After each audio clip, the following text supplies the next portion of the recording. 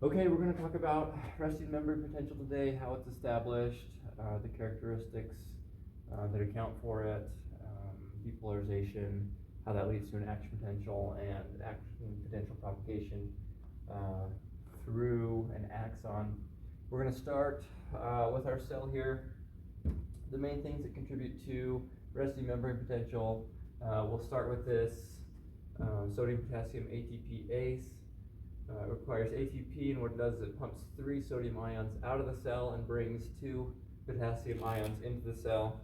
This creates a chemical gradient for both potassium and sodium. We're going to have a high concentration of potassium inside the cell. We'll just put this over here, and we're going to have a high concentration of sodium outside of the cell.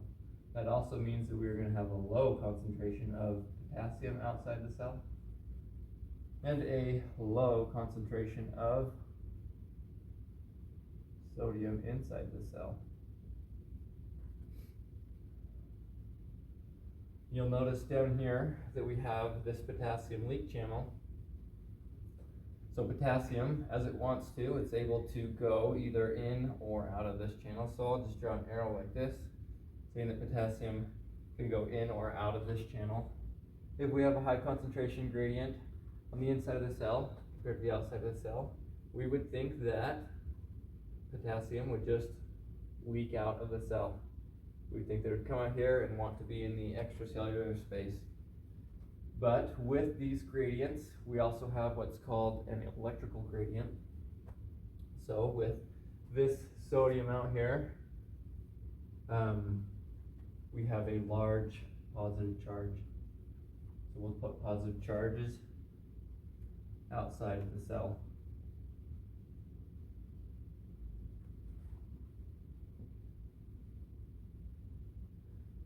Inside the cell, we have proteins and other negatively charged molecules that actually bring the cell to a negative charge.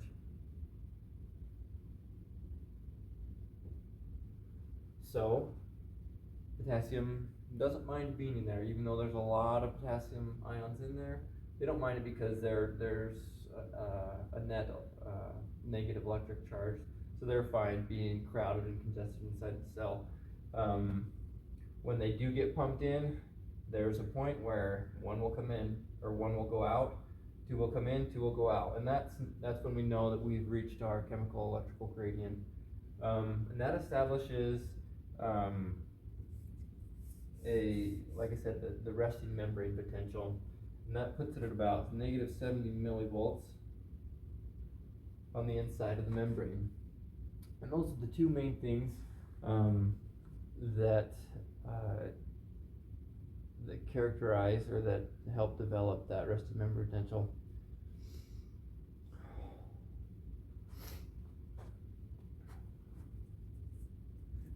We're just going to leave this up, and we're going to talk about characteristics that account for the resting membrane potential, the development conditions that affect the magnitude and the Nernst equation driving force. Okay. So there are conditions that can affect the resting membrane potential. If we think of this outside of our cell, so this is intracellular fluid in here, so we'll just intracellular fluid, ICF, and this is extracellular fluid. So this is our blood, anything that's coming to our blood. There are conditions that can affect our resting membrane potential. If we charted this on a line here, we'll just put a line. This is our negative 70. So this is where our cell is at, millivolts.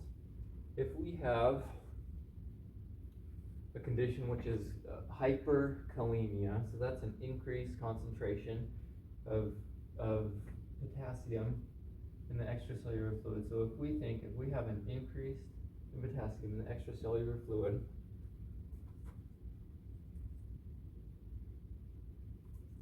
we are not going to have potassiums that are wanting to come out as badly because we're already going to have more out here. So more positively charged potassium ions are going to be staying in the cell. this could cause an increase in our resting membrane potential. So we say maybe it goes up to negative 68 millivolts. Contrary, if we had a condition known as hypokalemia, so this would take our concentration of potassium and it would take it down even further, we would see potassium want to leave the cell more readily based on the concentration gradient. That would leave behind more negative charges in here. More negative charges is going to bring us down to say negative 72 millivolts.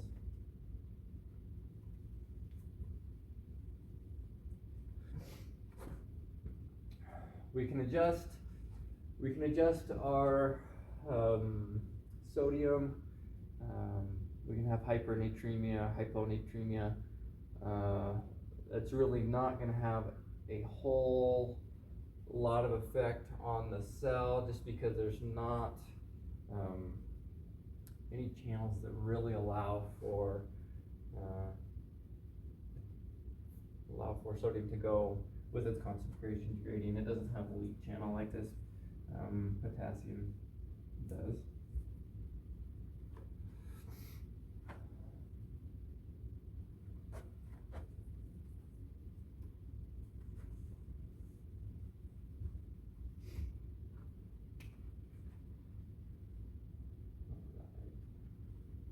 So we're going to draw this again. We're going to draw negative 70 here. And I'm also going to draw this negative 55 right here. And draw a dotted line.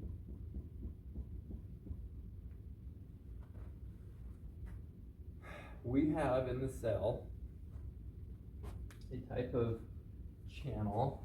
We're going to clean some of this up. We have a type of channel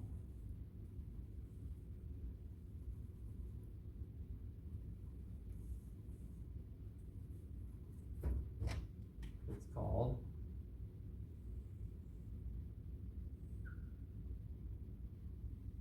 voltage gated sodium channel. It looks something like this.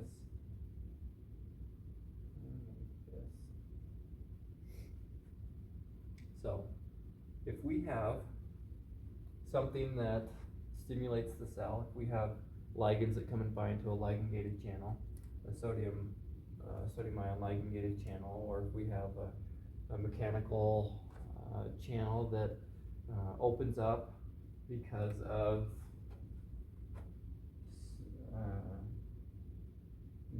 touch or heat or something, we will have what's called a graded potential. We will have sodium. We can draw this. We can draw a ligand-gated cell really quick. So if we have a ligand-gated cell and a ligand comes down here and binds to it, and this protein, a ligand-gated protein, is specific for sodium. We will have sodium come in the cell due to its concentration gradient. This will cause a depolarization. Right here is the depolarization.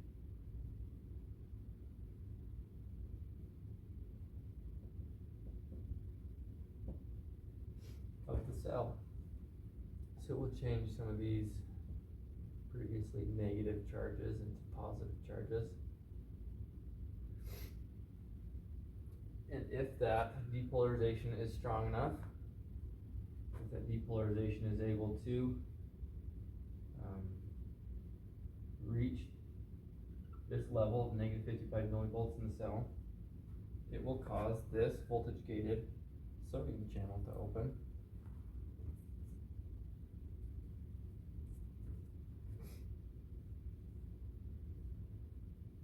And when this opens, the floodgates open, sodium comes in with its concentration gradient, then you see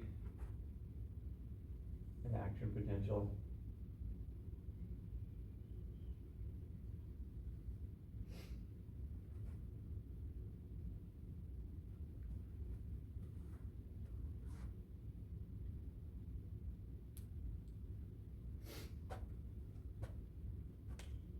With an action potential, we can kind of label these steps here. So we'll call this is our resting membrane potential right here. Number one, we'll call, this is our graded potential. Two, that's where we're gonna reach our action potential. This is when our voltage gated sodium channels are gonna open. We get up here to 3. This is when we have an inactivation gate right here, and it has some negative charges on it. So when this depolarization comes and it gets to come through this protein, this inactivation gate is going to close. So number 3 is when our inactivation gate closes, so our sodium stops coming in. This is also around the time when our potassium voltage gated potassium channels open. So we also have some voltage gated potassium channels. And they look something like this. Kind of a rough drawing. That's what they have, and when these open, remember we have a high concentration of potassium inside the cell. Potassium is wanting to go outside the cell, based on its concentration gradient, and also the electrical gradient. The electrical gradient being up here now, up here. So say we're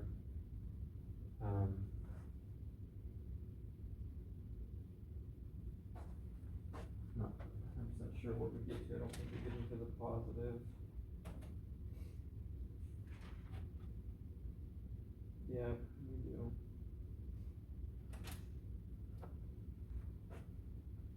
Once we get up here into the positive, say 30, that's when your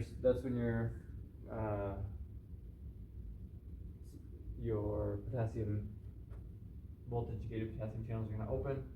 Potassium is going to leave the cell, and that's going to bring the cell back down. Once they hit this right here, this is when your voltage gated sodium channels are going to start resetting. So the inactivation gate is going to come back out,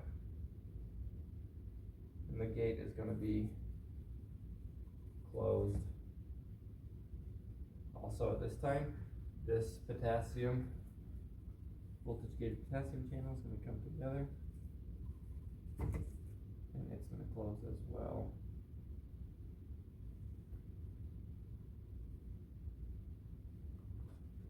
So with the last little bit here, you're going to have a small little influx or efflux of potassium, and that's going to come down here to -70. Past -70, this is called our hyperpolarization. It's just a little overshot, but then our leak channel as well as our sodium potassium ATPase is going to reestablish this resting membrane potential. We can talk a little bit about the direction of ion flow with the Nernst equation. So the Nernst equation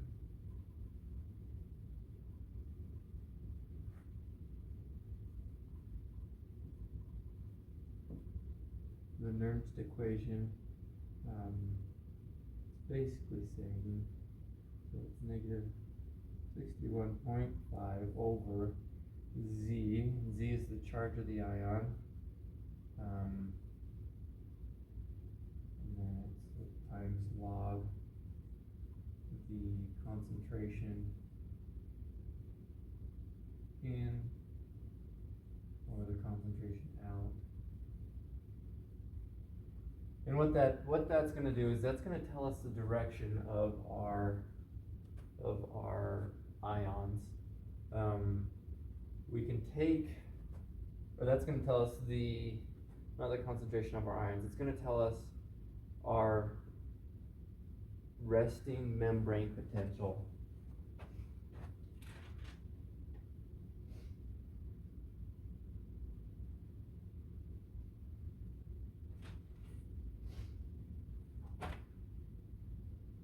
The equilibrium potential of an ion. So as long as we know the concentration gradient of this ion, so we need to know if we have outside the cell here, so we have in versus out, we just need to know the concentration of that specific ion on the inside of the cell and the outside of the cell. And then based on its charge, we can find its chemical electrical gradient. So we can determine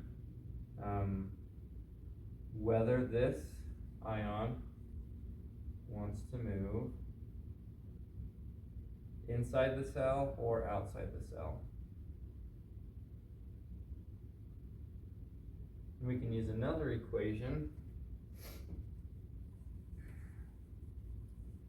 called driving force. And driving force is the voltage of the membrane minus the value of the Nernst equation.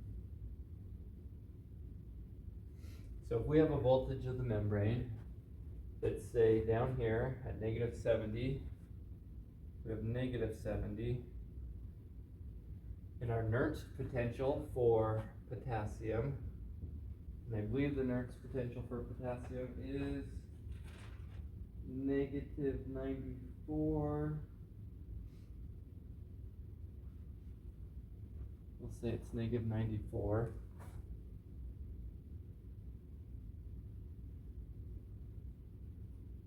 So we do -70 minus -94 equals driving force. So we would say -70 plus a positive, we would change it with our math, plus +94. So that's going to put us at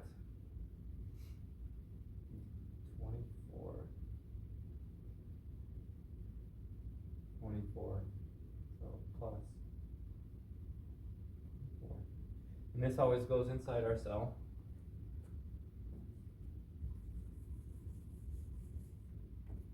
So if we have a plus 24 inside our cell, we have a K plus ion, we can see that our charges are going to be repulsive, so we want K is going to want to come out of the cell at a resting membrane potential of -70, and that's called our driving force. So at a driving force, our potassium wants to come out of the cell.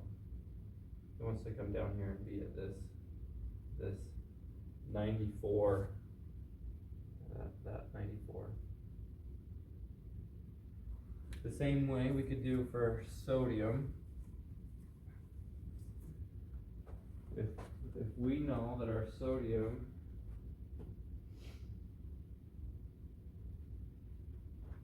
so at a resting membrane potential of -70, so we have a driving force equals the voltage of the membrane minus the Nernst value. And if our sodium, let's say, so if we have a -70 minus, and our Nernst value, let's say for sodium is going to be a +55. So +55 is going to be up here somewhere, +55 on this chart. So +55, -70 minus 55. So we're going to be minus, let's see, 50 plus 30, 120, 125. And remember that always goes inside the cell. So we're going to be a minus 125.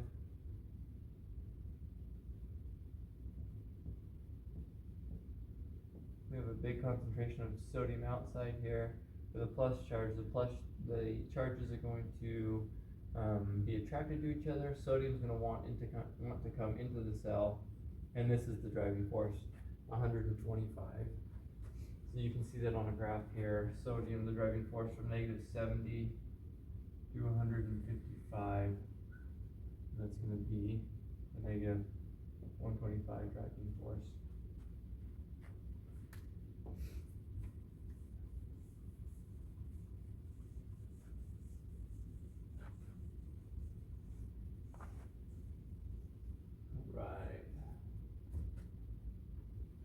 potential reduction, potential characteristics. What takes place during each period of an action potential, channels and ion currents.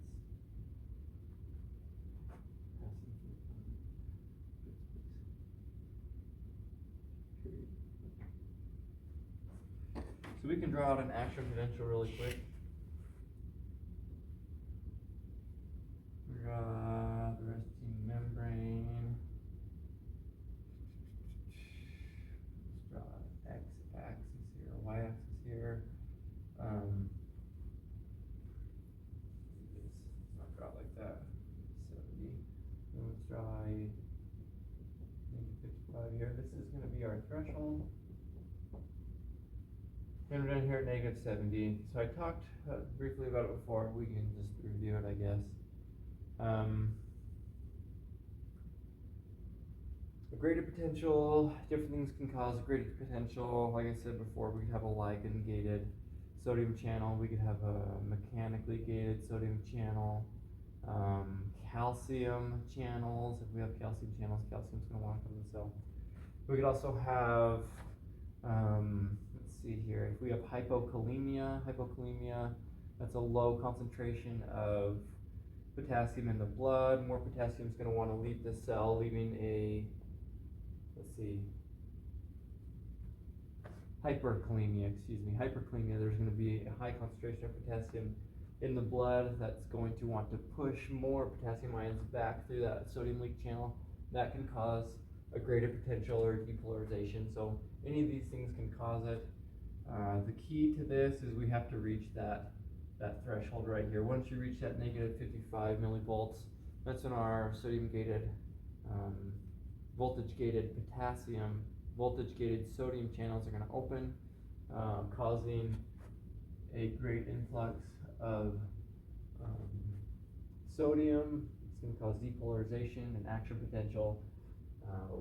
Once this gets up here into the positives, I'm not sure of the certain electrical charge there, but that's when our inactivation gate on the voltage gated sodium channel is going to close. Our voltage gated potassium channel is going to open, causing positive cations, potassium cations to leave rapidly, and that's going to bring us back down close to our -70 resting membrane potential. Down here, right about threshold, that's when those voltage gated potassium channels are going to close. When they close, you're just going to have a small amount come back through. It's going to cause a little bit of a hyperpolarization here, and then your leak, potassium leak channel, as well as the sodium potassium HBase is going to bring your cell back up to equilibrium, and then you'd be ready for another action potential. I'll talk about refractory periods really quick. So there's an absolute refractory period, and that goes, just draw a line right here, and then a line about right there as well. So this time here, so this is when your sodium, voltage gated sodium channels are open to the time that the inactivation gate moves out of the voltage gated sodium channel and the channel resets.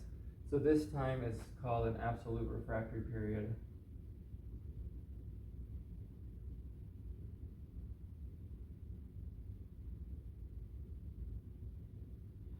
So no matter how high a stimulus you get, no matter how much of a ligand you have binding, summation effect, trying to get things going again, you're not going to have an action potential, because either A, it's already, like I said, it's already going, your sodium, voltage gated sodium channels are open, or they're unable to open until that inactivation gate removes and the channel resets.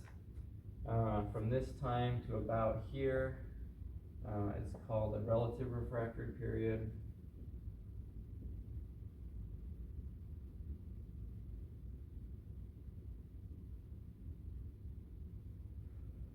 At this time, you can have another action potential, but it would require a greater stimulus.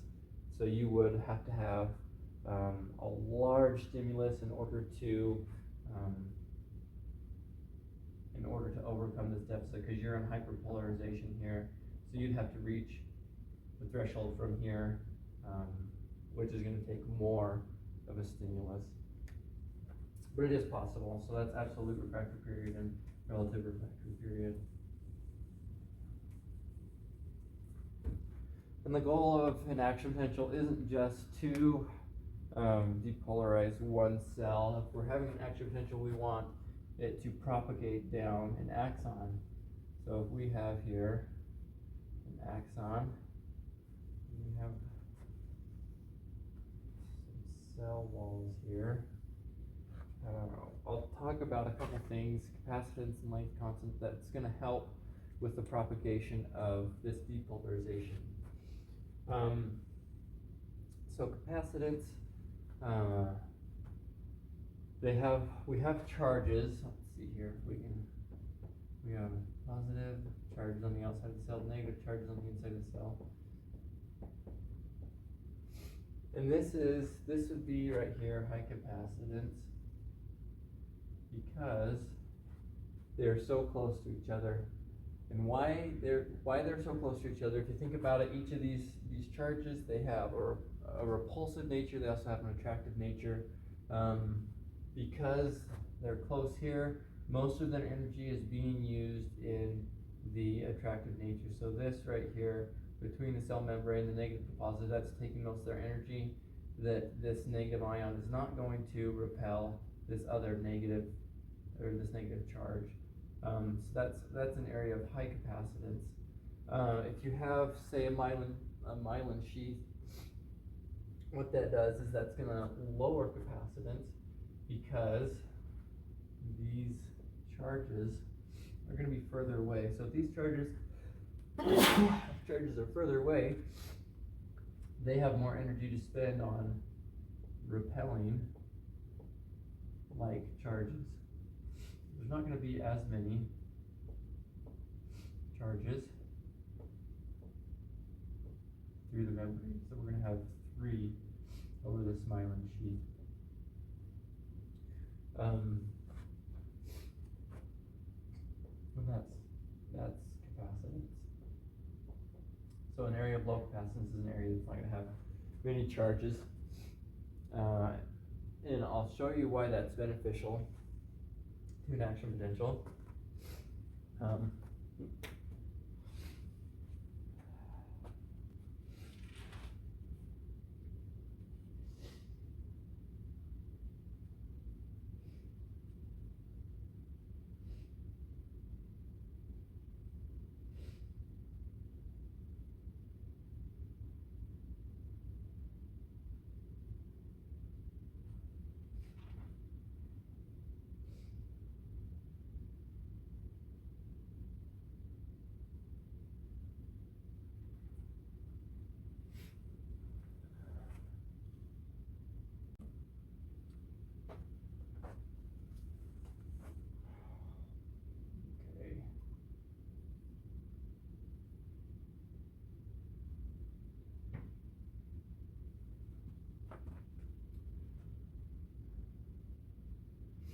So capacitance, it helps decrease the internal resistance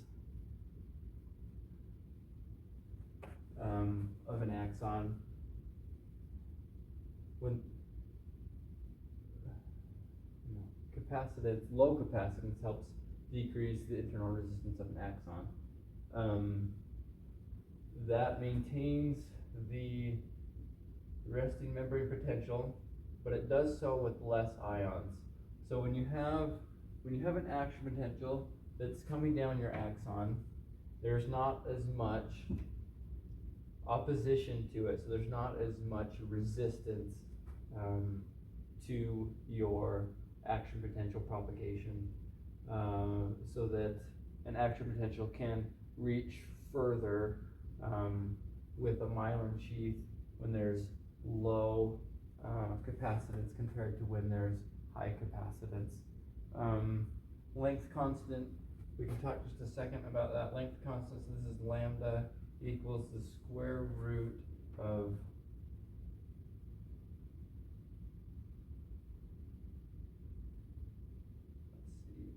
membrane resistance, so Rm over Ri. Membrane resistance, you can think of that, I wanna make sure that's correct. Membrane resistance, you can think of that, as anything that, resistance is anything that's gonna inhibit electrical conduction. So for this example, we're gonna think of channels. Channels are what's going to transport ions from the inside of the cell to the outside of the cell, or vice versa. So the more channels that we have, the higher driving force we have, we are going to have less membrane resistance. However, if there's only one channel, there's only two channels, we're gonna have a higher membrane resistance. So we can think of that as resistance in the membrane. So when we have a myelin sheath here, so if we have myelin here, we can't have a protein that goes through the myelin. So we're gonna have myelin is going to decrease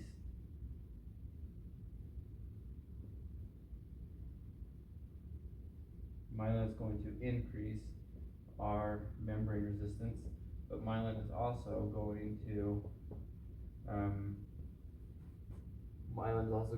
decrease our internal resistance.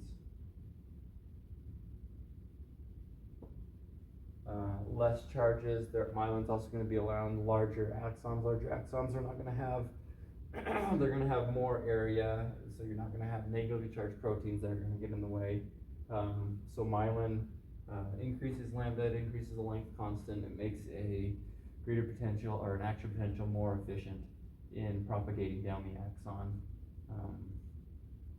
Yeah, I think that's it for this time.